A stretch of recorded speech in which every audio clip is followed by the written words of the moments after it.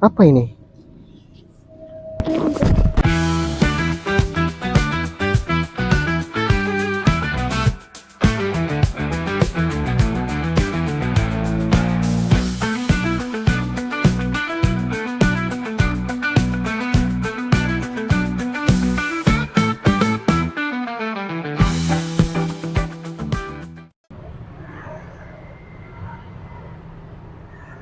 Saya Diki Putra Alexa dengan NIM 25505048.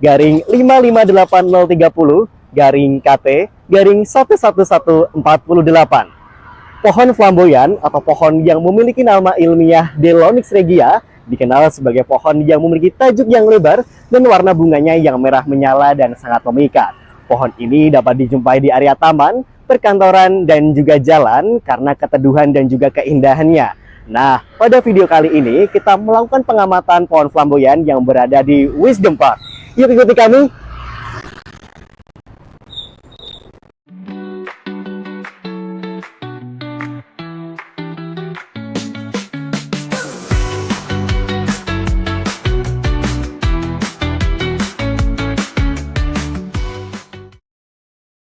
Pohon yang kita amati memiliki nama lokal flamboyan dan memiliki nama ilmiah yaitu Delonix regia yang merupakan nama spesiesnya.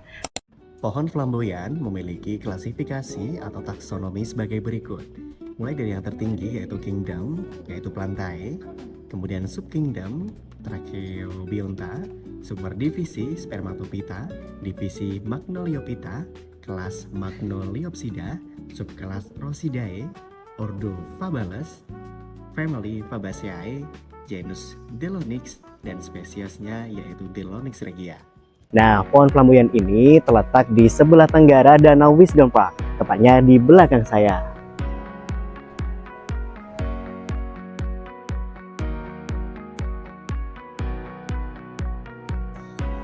Di balik keindahan pohon flamboyan, ternyata pohon flamboyan rentan terserang hama dan juga penyakit.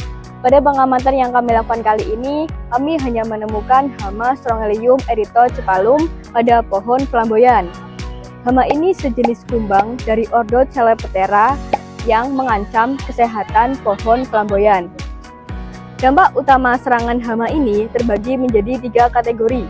Yang pertama adalah kerusakan jaringan, di mana kumbang ini menggunakan tipe mulut pengunyah atau chewing mouth parts yang merusak dan memakan berbagai bagian pohon, seperti daun, batang, dan juga akar, sehingga mengganggu integritas struktural tanaman. Yang kedua, gangguan fisiologis, seperti kerusakan transportasi internal pohon karena luka pada akar dan batang, yang menghambat penyerapan dan distribusi air serta nutrisi ke seluruh bagian pohon. Yang ketiga, infeksi sekunder, di mana luka terbuka akibat aktivitas serangga menjadi celah bagi masuknya patogen berbahaya, seperti bakteri dan jamur. Infeksi ini dapat memperburuk kondisi pohon secara drastis, dan jika serangan tidak dikendalikan, maka dapat mengakibatkan kematian pada pohon flamboyan. Penyebab hadirnya hama. Yang pertama, kondisi lingkungan yang hangat dan lembab. Kondisi lingkungan yang hangat dan lembab dapat mengundang hama untuk singgah. Selanjutnya ada luka pada batang. Luka pada batang dapat menjadi pintu bagi hama untuk masuk dan dapat menarik hama untuk singgah. Selanjutnya ada bahan organik. Bahan organik ini dapat menyediakan ketersediaan makanan bagi hama. Dan yang terakhir ada kelemahan pohon. Pohon yang lemah seperti kekurangan air, nutrisi, dan cahaya dapat menjadi lemah. Dan ketika lemah, hama mudah untuk masuk.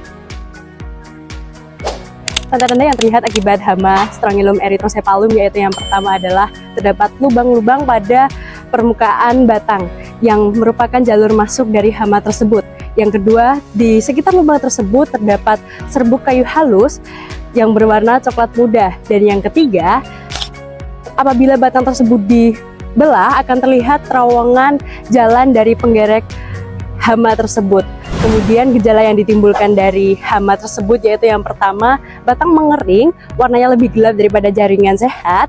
Yang kedua, daunnya mudah rontok. Yang ketiga, batang akibat serangan hama tersebut akan mudah rubuh. Dan yang keempat, perkembangan dari batang tersebut terhambat akibat pengangkutan air dan nutrisinya terhambat.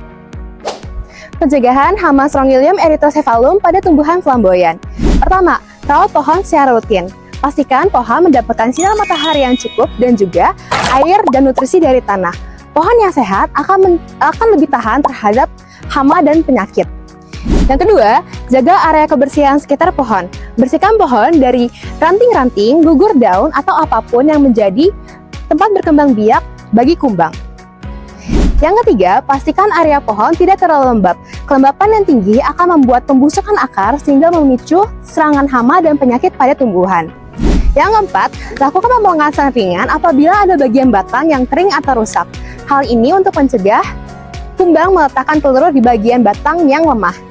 Yang kelima, lakukan pengamatan secara berkala. Apabila ditemukan ada lubang-lubang kecil atau serbuk halus pada bagian pohon, hal itu harus segera dicegah dan diobati. Pada tahap pengendalian, hama Strongylium erythrocephalum bisa dilakukan dengan 3 kategori. Kategori yang pertama yaitu mekanis. Pada kategori ini bisa dilakukan dengan pengumpulan lalu pemusnahan dari bagian tumbuhan yang terserang, dilakukan dengan cara kuburkan ataupun juga dibakar pada lokasi yang jauh dari tempat utama. Kemudian ada juga cara yang kedua, yaitu dengan menghaluskan ataupun juga mengamplas pada permukaan yang memunculkan lubang-lubang kecil sebagai tanda aktivitas dari kumbang tersebut. Kategori yang kedua yaitu biologis. Kategori ini dilakukan dengan memanfaatkan musuh alami yang ada di alam, contohnya seperti laba-laba, semut maupun serangga predator yang dapat memangsa larva dari kumbang tersebut. Kategori yang terakhir atau yang ketiga adalah kimiawi. Pada kategori ini dilakukan dengan memanfaatkan insektisida kontak ataupun residu ringan seperti pyrethroid. Tapi harus diutamakan atau diperhatikan bahwa penyemprotan hanya dilakukan pada area yang terserang saja, sehingga tidak merusak lingkungan ataupun mengenai yang bukan targetnya.